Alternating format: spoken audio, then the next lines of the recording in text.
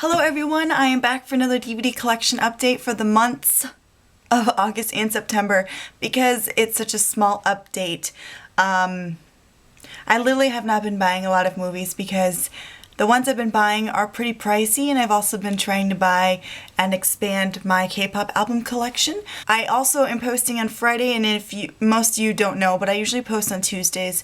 The reason why I'm posting on Friday is one, because right now I'm not busy, but the week coming up it's going to be brutal at work, so I'm going to be exhausted. I already am exhausted, so if I look like a zombie, I look a mess. Sorry. And also, too, because GOT7's comeback is on Tuesday, and I'm going to do a reaction to their new video on that day. So, I just wanted to get this one out of the way, and for the rest of the month of September, I won't be buying any more movies that I know of.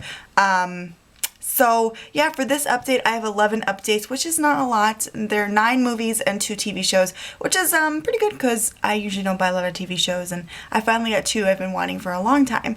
So let's get into the update, shall we? The first movie is Cloudy with a Chance of Meatballs. I really only bought this because it was less than $4.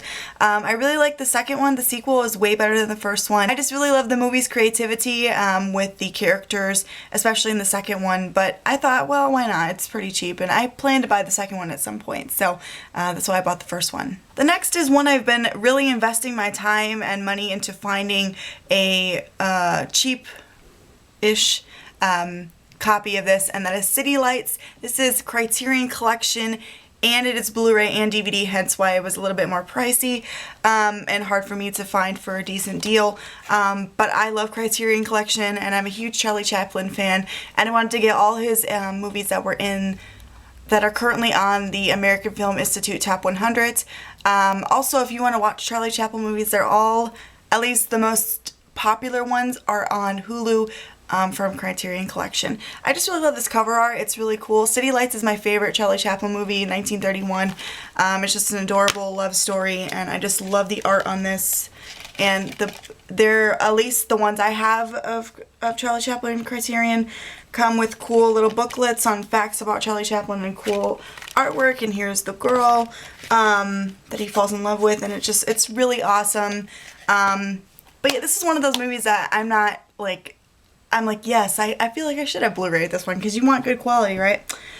Another Charlie Chaplin movie and Criterion Collection is The Gold Rush, which is the first Charlie Chaplin movie I saw.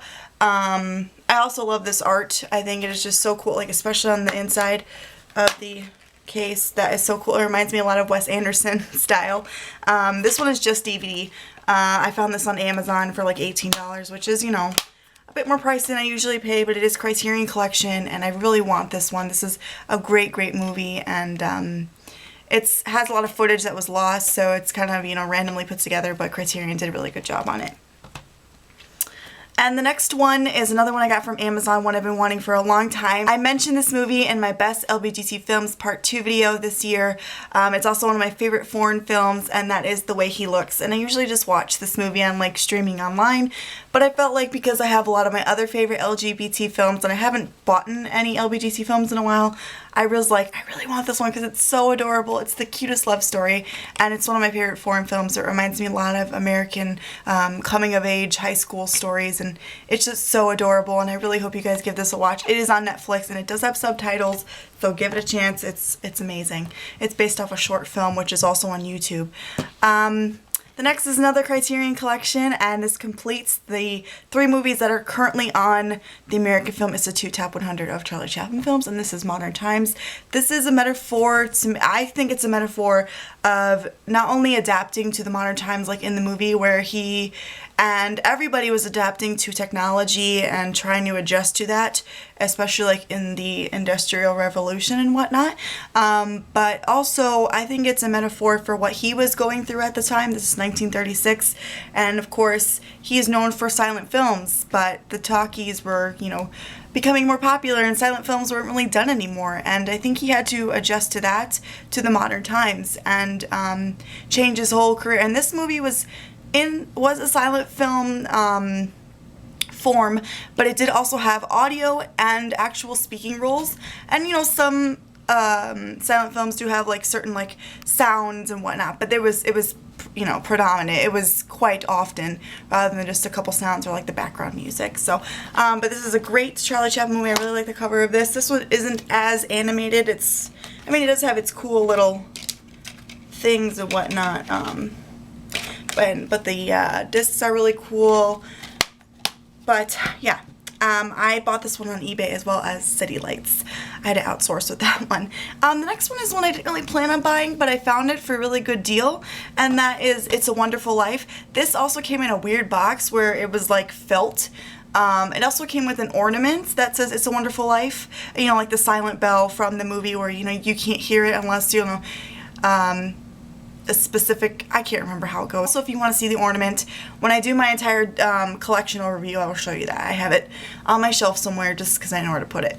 But yeah, It's a Wonderful Life. It's a great movie, I guess, for Christmas, even though it's really depressing. I don't really consider it sort of a Christmas movie, even though it was set in that time. The next is Gremlins. This is one I just really wanted to see. This was a blind buy. I heard so many things about Gremlins. I was like, what the crap is this movie about? And I was like, holy shit, this is not, you know, some family fun Furbies. This is freaking terrifying. You know, they were horror, they were killing machines, except for Gizmo, who was the only good one. Gremlins is set around Christmas. I didn't know that, but it's like a freaking horror movie. It's terrifying. I was like, oh my god. I couldn't believe it. I was like, what the fuck am I watching? And this is PG. But, yeah, not bad movie. Gizmo's adorable. A little cheesy, but I'm glad I ended up buying it because I really want to see it for a really long time now. And I'm just like, I'll just blind buy it instead of just watching and then buying it because I probably will end up liking it. By the way, the humans in there were like so unsympathetic when they like were pouring water on Gizmo and shit. I'm like, what the fuck? That's so inhumane. I don't know. That really bugged me. This movie bugged me, but it was also adorable. And the next one I just gotten from Amazon, and that is Blue Jasmine, Woody Allen film. This is the movie that, and the role that Cate Blanchett won for her Academy Award win it wasn't this year, it was last year, I think, 2013. Yes. This is probably my favorite Woody Allen film. I know, you know, Woody Allen's a bill, but he makes some pretty good movies, and this is one of those movies that I was like I just continued to keep interest the entire time, and when that happens, I know it's a good movie. So, I really wanted to own this one for a really long time because it's a movie I really enjoyed rather than just because I wanted it in my collection. So, I definitely would watch that again. And the last movie for this update is Rear Window, Alfred Hitchcock, of course, James Stewart. Just a great suspense movie. My favorite Alfred Hitchcock movie is Psycho, and then probably Rope, because I really liked Rope, but this is probably really close near the top. Because I don't end up liking a ton of his movies. They just seem kind of dragged on. I know that's horrible to say as like a film lover, but you know, it depends on how you pace it and stuff. But this one was really good. The last two are TV shows. The first one being Firefly, the complete series. I own Serenity the movie. I actually saw Firefly on Netflix maybe like not even 2 years ago, I think, or maybe a year ago, I don't know. I'm a big Joss Whedon fan, so I was like, I probably like this because I liked Buffy and Angel. Even though it's, you know, not similar storyline at all, but I just finally decided to buy it at Walmart. It was $10. It's been $10 forever, and you know, I own the movie, but I didn't own the show, so I was just like, I'm gonna buy it, and I'm glad I finally did. And the last update for this month is Pushing Daisies Season 1. Finally have Pushing Daisies. There's only 2 seasons of the show, so it's easier to collect than some other TV shows that I own. But I'm so sad this only has 2 seasons. It's such a weird array of mismatched concepts that work so well. It's so adorable and fun and quirky, and I love this show, and it's so underrated, and I'm really sad there's only 2 seasons. But great cast. Lee Pace is awesome. Kristen Chenoweth. I'm not going to open it because it's in a slipcase, so whatever, but that I'll show you that. The pie hole. But yeah, I just love Pushing Daisies, so I really wanted to own it on DVD. But that is all for my update for the months of August and September. I hope to do another one in October, but it's kind of doubtful just because I've been working towards getting more K-pop albums, and I have a lot of in mind rather than movies. But I will talk to you guys soon. Thank you for watching and subscribing, and my next video will be up on Tuesday, which is a reaction video to GOT7's new single, If You Do.